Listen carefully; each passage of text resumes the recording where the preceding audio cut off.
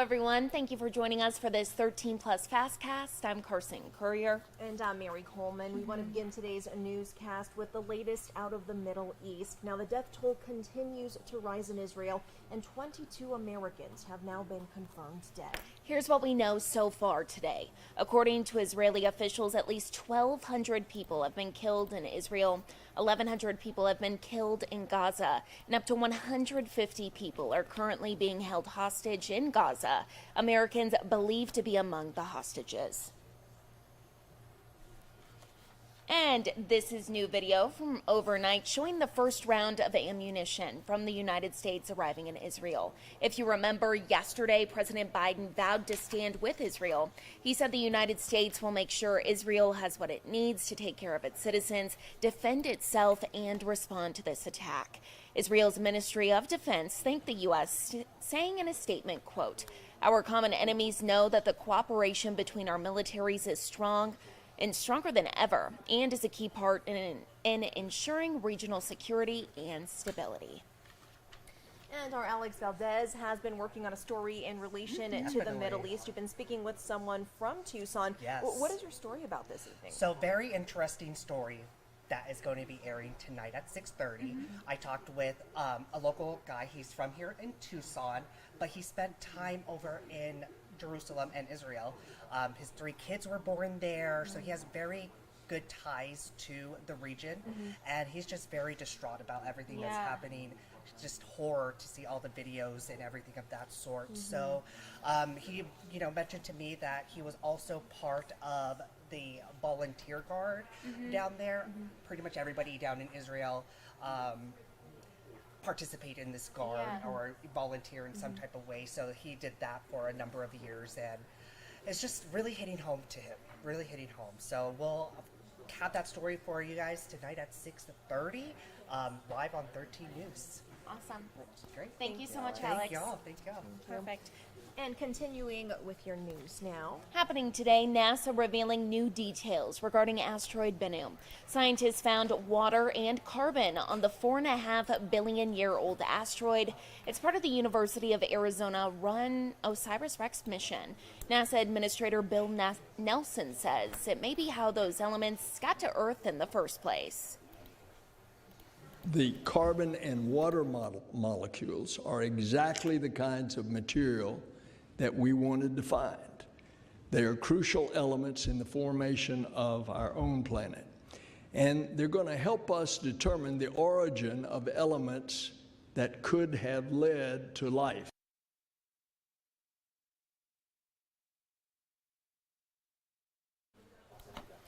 The samples were collected back in 2020 from the Bennu asteroid in space. Researchers have been analyzing them since the capsule carrying them arrived back on Earth 2 weeks ago.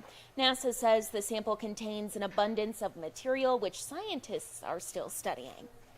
And we have new details on the race to House Speaker. The U.S. House of Representatives is in recess right now as Steve Scalise tries to get enough votes to be elected as the next Speaker. This comes as Kevin McCarthy was removed from the post last week.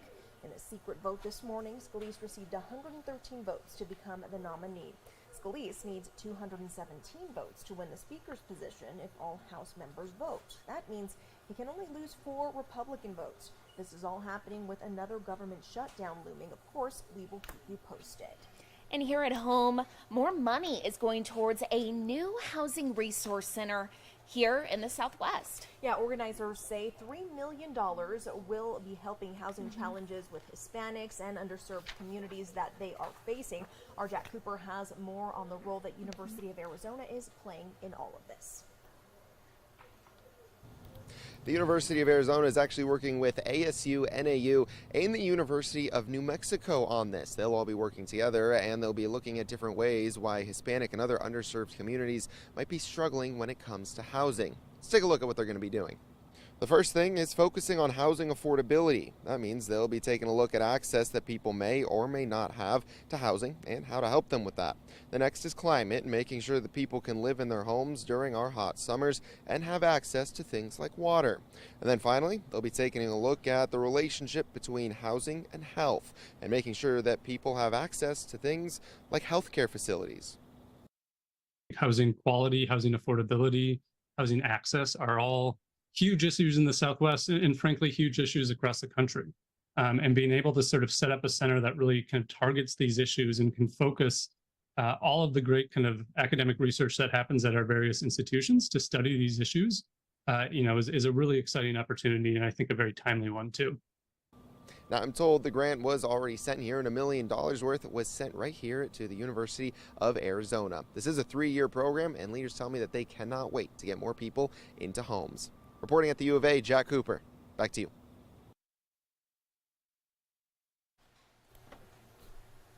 And our Rebecca Taylor joins us now with a story that I am very interested in, as I'm sure you all will be interested in. I actually tweeted not too long ago, I want to say it was like 2 months ago, 7 times in one day was I stopped by this train on Cortero and just the backup there every single day. And we all drive through there, especially, coming to work. So what is going on, Rebecca? Well, as you know, it's been called the worst interchange in Marana. Yeah. Where Cortero Road meets I-10, as many as 40 trains, 40, pass through the area each and every day. Oh my goodness. And traffic has to come to a complete stop as the train goes through. And hands up if you've ever been stuck when there's a mechanical issue. Oh, yeah. Oh, Yep. Yeah. Me too. I've been late to work before because of that. There was an example just last month where people were stopped at the train for 45 minutes. So what's being done about it? Yeah. You're going to want to watch my report tonight on 13 News Live at 6 o'clock. Absolutely. And Rebecca, who did you speak with for this report? Yeah, we talked to the town of Marana, ADOT, the Regional Transportation Authority, and city officials in Tucson. Wow. So a lot of elements in this story because the interchange doesn't just impact Marana. Yeah. This is traffic that impacts all of Pima County. These are folks going to Tucson. They're going to Oro Valley. So it affects a lot of people and not just residents of Tucson. Yeah. I'm absolutely looking I forward know, to I it. am too. I'm intrigued. We will be watching, Awesome. Rebecca. Thank you so much. You got it. Thank you so much. And continuing with some of our news now. Turning now to the Powerball. We talk about it every day, but it really is kind of shocking how long it's been since anyone has won, and that money is just going up. So happening tonight, you guessed it, Powerball train will keep on rolling. The lottery will draw with a jackpot now worth $1.73 billion.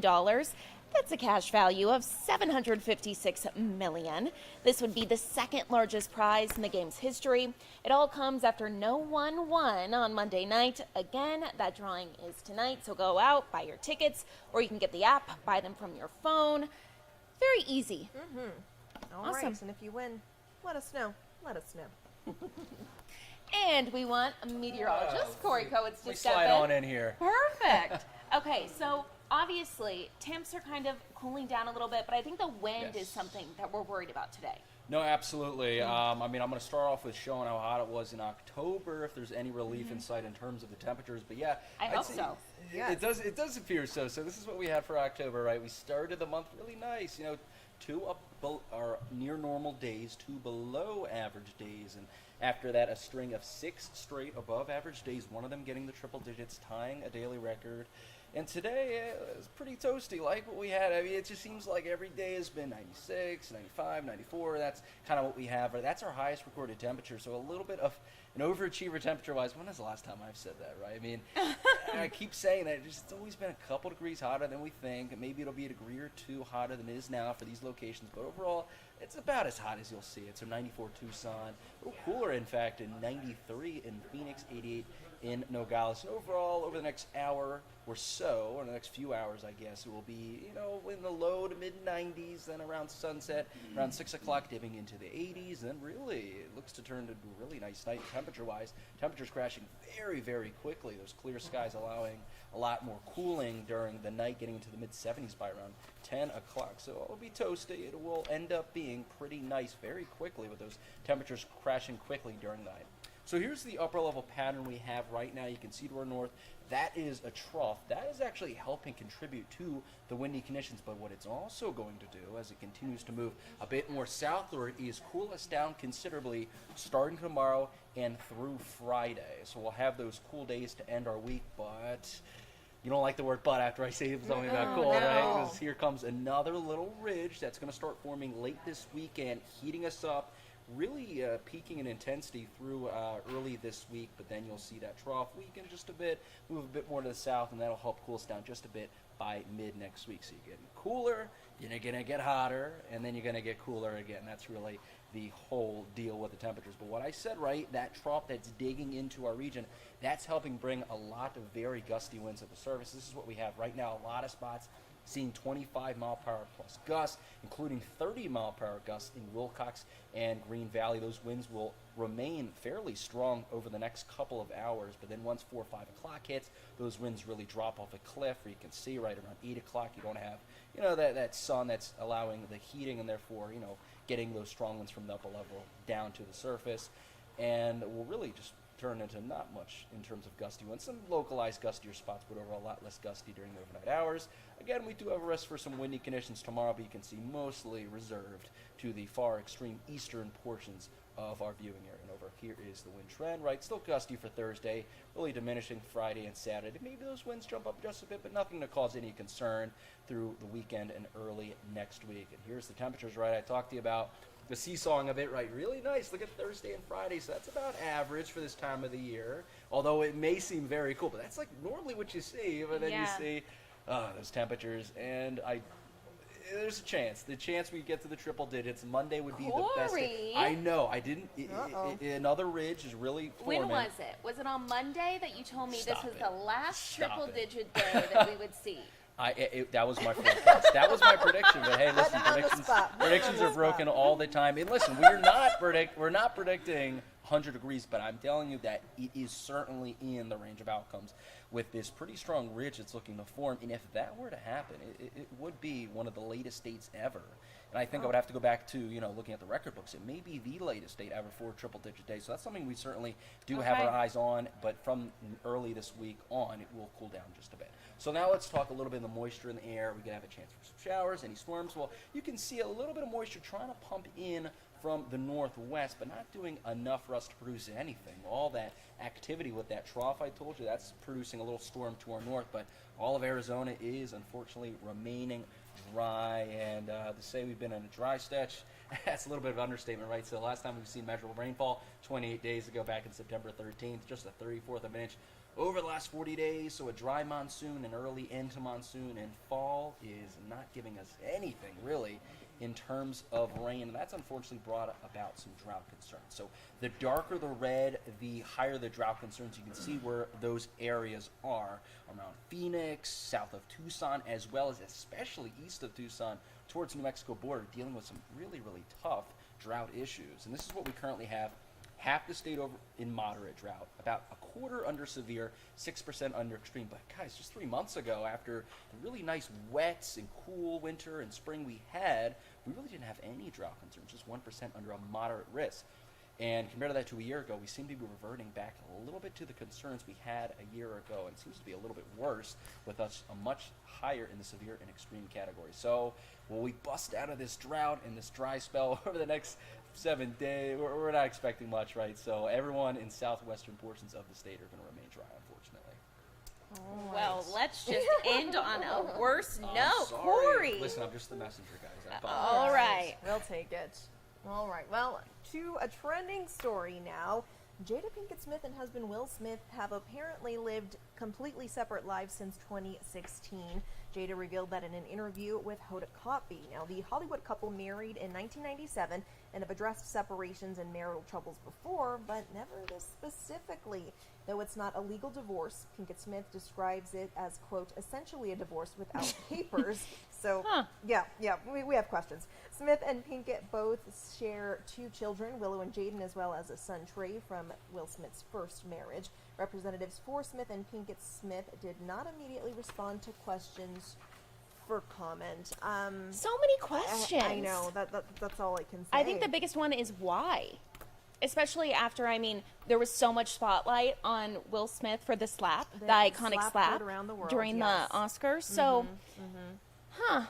We'll keep watching that for you. I think you Yeah. all can hear in our voices that we're just gonna say very interesting. That Very is all. true. That is all. Now, this story, it breaks my heart. Oh my goodness. I think we brought this to you last week. It's a sad update. The 104-year-old woman who likely set a world record last week as the oldest person to skydive has passed away. Now, Dorothy Hoffner died peacefully in her sleep on Monday, just a week after her skydive in Illinois. She would have turned 105 in December. Following her skydive, she said she wanted to ride in a hot air balloon as her next adventure.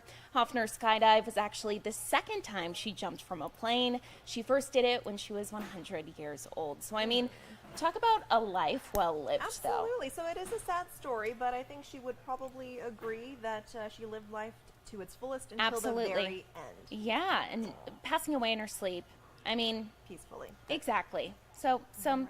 it's A bittersweet story. there you go. Yes. Turning now to something that, I mean, a lot of people might be interested For in. sure, if your next emergency can be fixed with a pizza, Domino's has got you covered. I even see some ears perking up in the newsroom here. The pizza chain launched its emergency pizza program. Domino's says loyalty program members can qualify for the program with an online order of $7.99 or more. Now get this, customers can redeem the free emergency 2-topping medium pizza within 30 days of the initial order, and this can be for any scenario including burning dinner, or losing power, or maybe you're just hungry and don't have any food. Exactly. The That's an company- emergency. Exactly. The company says the offer cannot be used on October 31st or December 31st, but will run until February 11th. So you heard it here.